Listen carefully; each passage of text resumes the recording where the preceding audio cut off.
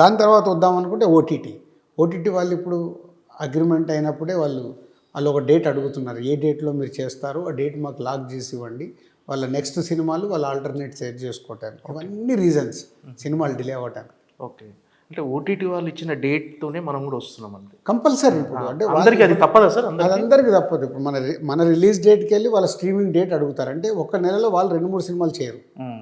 మనం చేసుకోవచ్చు. ఎందుకు ఓటీటీ వాళ్ళకి ఎవ్రీ మంత్ వాళ్ళకి ఒక ఫిలిం కావాలి, దాన్ని బేస్ చేసుకొని చేస్తారు.